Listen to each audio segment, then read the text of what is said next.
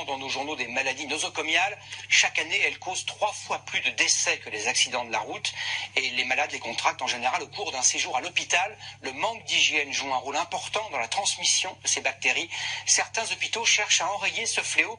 Vous allez le voir, les médecins et les infirmiers sont suivis pas à pas. Une infection associée aux soins survient au cours ou au décours d'une prise en charge diagnostique, thérapeutique, palliative, préventive ou éducative d'un patient. Un délai d'au moins 48 heures est nécessaire pour définir une infection liée aux soins. Si l'état infectieux, au début de la prise en charge, n'était pas reconnu. Il en existe 2 catégories. Infection associée à l'environnement de soins, dite IAE, mais aussi à caractère épidémique. L'infection associée aux actes de soins, dite IAA. Les principales voies de transmission sont les mains, l'air, l'eau, les matériaux et les surfaces. Les infections les plus répandues sont urinaires, pulmonaires, liées au site opératoire, liées au système sanguin. Pour exemple, prise de sang, pose de cathéter veineux. Notre enquête sur les infections nous a amenés dans un établissement de santé situé dans le 95, dans un service de soins de rééducation. Nous avons interrogé les principaux intéressés. Savent-ils qu'est-ce qu'une infection associée aux soins?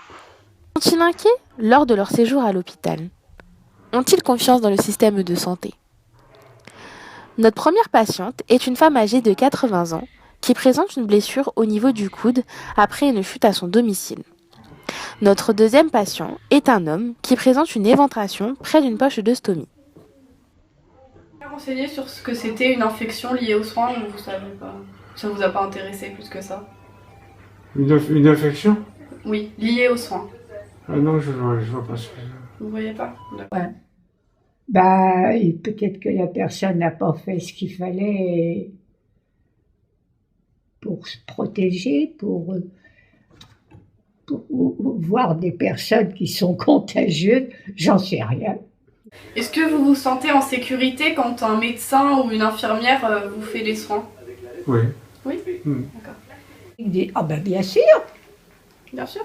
ah ben oui, c'est tout bête. Pensez-vous que ces soignants respectent les règles d'hygiène lors des soins? Oh ben je suppose, sinon elles ne pourraient pas travailler, c'est logique. Les patients n'ont pas l'air inquiets sur leur état de santé, malgré leur manque de connaissances. Nous avons donc suivi un infirmier vacataire lors d'un soin, afin de comprendre qu'est-ce que les bonnes pratiques. Je ne m'avais pas dit que tu avais des questions pièges. Donc en fait, c'est des infections qui pourraient se développer lorsqu'on fait pour un porte de soins, notamment vous êtes en train de filmer les pansements. Donc tous ceux qu'on pourrait transmettre aux patients ou notamment en maniporté lorsqu'on passe d'un patient à un autre, ou lié à l'établissement, parce qu'on est dans un milieu où il y a plein de microbes, donc ça peut nous arriver, qu'on soit mal lavé les mains, la désinfection soit mal faite, donc c'est toutes ces infections qui peuvent être transmises aux patients lors du soin. Ouais. Alors, connaissez-vous la référente Klein du service? Non. Non. Pourquoi? Parce que moi je suis pas un infirmier titulaire ici. Donc ça fait pas longtemps que je suis là. Donc c'est en tant que vacataire, donc si tu vas demander ça à notre infirmière qui est titulaire, peut-être qu'elle la connaîtra. Mais moi je la connais pas. Ok, d'accord. Et dernière question, quelles préventions concernant les infections liées aux soins sont mises en place ici? Après, mise en place ici, ça va dépendre du soin, je dirais. Tu peux couper ça. Non. Disons que c'est tout ce qui, comme je l'ai expliqué, tous les petites précautions qu'on prend dès la salle de soins. Quand on sait qu'on va avoir un pansement, toute la désinfection des surfaces, du chariot de soins, du matériel, des mains, tout ça, c'est des éléments qui vont jouer, mis bout à bout, qui vont jouer à prévenir un maximum, parce qu'on ne peut pas prévenir à 100%, prévenir au maximum l'infection. Donc, ça va commencer dans la salle de soins, la désinfection, le lavage des mains, le matériel, et ensuite, ici dans la chambre, ça va encore être le lavage des mains, les précautions, par exemple, qu'est-ce qu'on pourrait dire, les poubelles, tu vois, c'est tous ces petits éléments qui font qu'on va prévenir dans se faire ce que on commence dans les...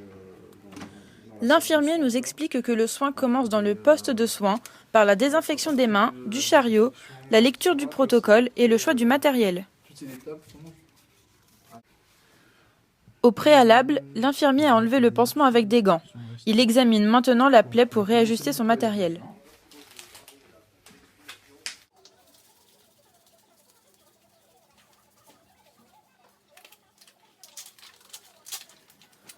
Dans l'ensemble, il utilise des bonnes pratiques. Lavage des mains, désinfection des surfaces, désinfection de la plaie et traçabilité. Néanmoins, nous remarquons quelques incohérences dans son soin. L'infirmier a ouvert un set de pansements. Néanmoins, il n'a pas utilisé le champ stérile. Il aurait pu le poser sur le chariot pour poser son matériel ou directement sur la poche de stomie.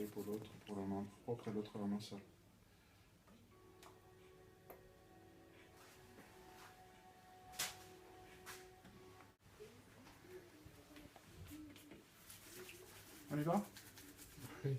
Ça va être un peu froid. Oh,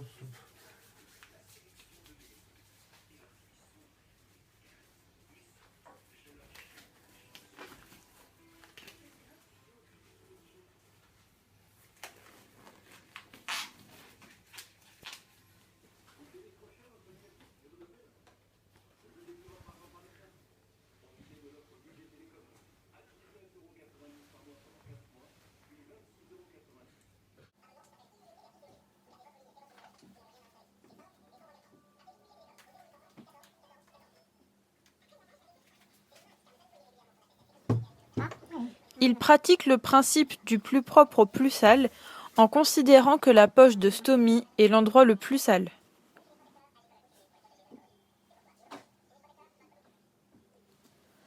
Il a utilisé à la fois les pinces et les gants. Il aurait pu simplement utiliser les pinces.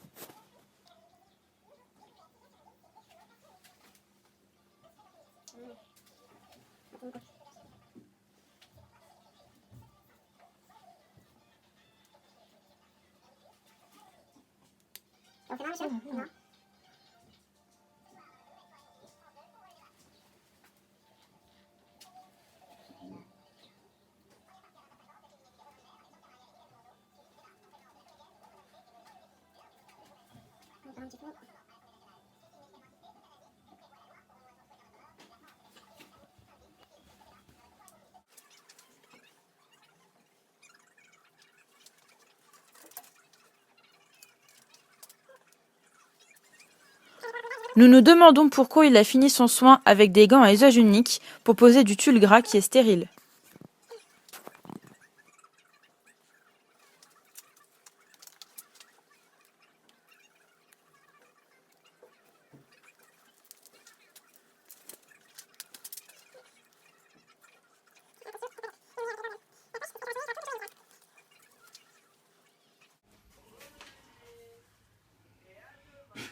On est le 11.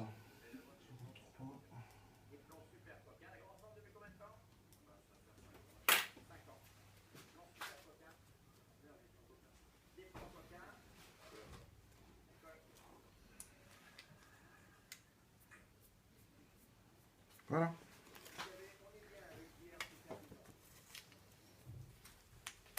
merci. Vous m'appelez après si vous avez besoin pour la poche. Ou si vous avez besoin de la changer. Oui.